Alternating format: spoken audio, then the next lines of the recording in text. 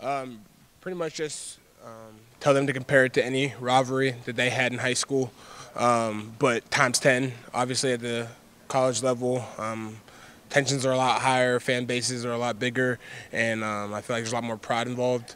So just expressing it to younger guys, that's how I would explain it. How did you get introduced to the rivalry? Was there one moment to where you're like, whoa, this is a big deal, or did you just have to come in from day one understanding? I kind of came in from day one understanding. I know during one of my visits early on in the recruiting process, we had came here, well, I had came here, and we had lost that night, and it just sucked the life out of the Valley. Players were upset, obviously, and from then I just kind of understood what it meant, the rivalry, because it's the battle of the state, so it wasn't too hard to pick up. Talk about that first year, being around it and seeing it for yourself. Let's go forward. Straight times after Clemson lost 5 straight. That make it extra sweet when your final go at this thing. Absolutely, and we're playing with a lot of pride behind that. To be a senior class that hasn't necessarily lost to them is definitely something I take pride in, and the rest of the team that has been there during that time takes pride in. And hopefully, we execute a game plan and we can go out and go undefeated. You're a Buckus Award finalist now. How special is it for you to receive that honor? That's amazing. It's really just really surreal and humbling. At first, I thought I was gonna make the semifinalists or whatever. I didn't hear too much about it, and I was like, oh, whatever. Like, it was nice that I made a semifinalist, but then I got word yesterday morning that I was a finalist, and obviously I looked up who else made it, what other linebackers made it. But to be compared and to see my hard work being, noticed at that high of a level and for an award that special, I'm very thankful for that.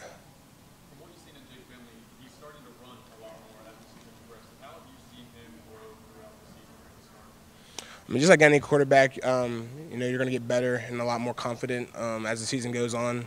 I feel like he does a really good job keeping his eyes downfield while he does scramble. He's not really looking to run rather than make something happen while he's trying to avoid pressure from the pocket. So he just progressed as a player looking for plays on the run. When you came in, you were amongst a team here at Clemson that not many guys have ever beat South Carolina. Now that you guys have won 3 in a row, most of this team has never lost to South Carolina, but you've seen both sides of it. Can you compare what it was like then to what it's like now? Honestly, to then to now, it's just kind of bragging rights. You can go out around South Carolina fans, they don't really have anything to say. But early in my time here, whenever there was that group of seniors that hadn't won against South Carolina, and I was redshirt at the time, I would still get stuff for it, from South Carolina fans, just because that's what kind of rivalry it is. It's bragging rights for the year. You can go ahead and win the national championship and lose one game in South Carolina. South Carolina fans aren't talking about the national championship. They're talking about the time they beat you. So I'm just understanding that and letting players know that this is the biggest game of the season, and if you lose it, you'll find out why. And it shouldn't take us losing to find out why. This should be the biggest game of the season. Your friends and family from Maryland understand how big of a deal this is, or have you had to kind of tell them what it's like? They pretty much understand it just because, like I said, rivalry games anywhere are very special and people take them very seriously.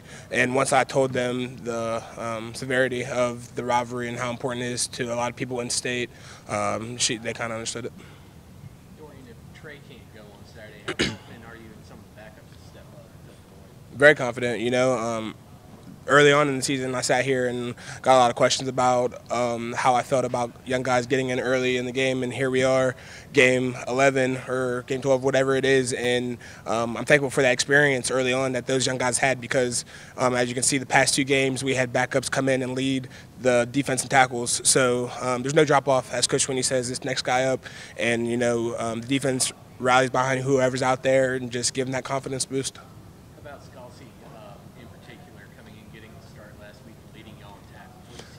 I'm just so proud of Skalski just because, I knew he had it in him, and, me being an older guy in the linebacking core, I try to encourage those guys to, when your opportunity comes, just seize it and just play ball. We know you can do it, so just go out there and do it. And just being able to be out there with him on the field and see him take that leadership role, just out there communicating, having fun, hitting hard. It's just really good to see that progress from a guy and be able to step up in a moment like that.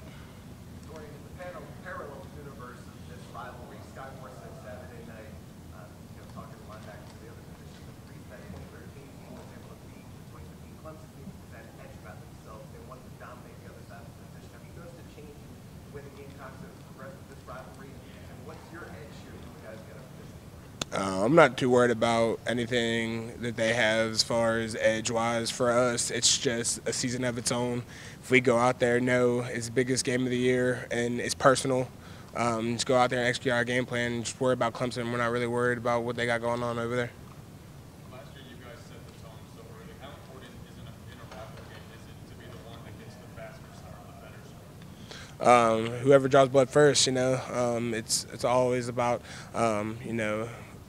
intensity and momentum going forward, especially early on in the game, and just letting the other team know that we're here to impose our will, whatever that may be, and just coming out and firing fast and firing hard. Do you anticipate more trash talking than normal, considering how last year's game went, how it ended, and the war of words that ensued after? No, I'm not gonna. No, I'm just gonna play my game. If any trash talk happens during the game, then so be it. But I'm not focused on trash talking, just playing the game. Cleveland was out here yesterday. He mentioned the fact that he personally saw interaction between Clemson and South Carolina fans at a Waffle House one day that kind of showed him what the rivalry was like. Have you had any personal instances over the 4 years you've been here where you've seen that thing take place, where he kind of showed you how important this rivalry was for the locals? Well, there's just South Carolina fans and Clemson fans are a lot different. I don't think there's any question about that. But I would just say just the difference in the atmospheres. Just early on in my career, whenever I did go to South Carolina and I obviously wasn't playing as much, just seeing how the fans treated our players and some of our staff, just rude, honestly. But it's a hostile environment. It adds to the rivalry, and we can't really control that. We just got to go out and keep tunnel vision and not let any of the outside distractions interfere with our play. Does that add to the desire to never let the foot off the gas pedal? Absolutely. If you're beating a team, there's not much that they can say. So, that's all we can really do.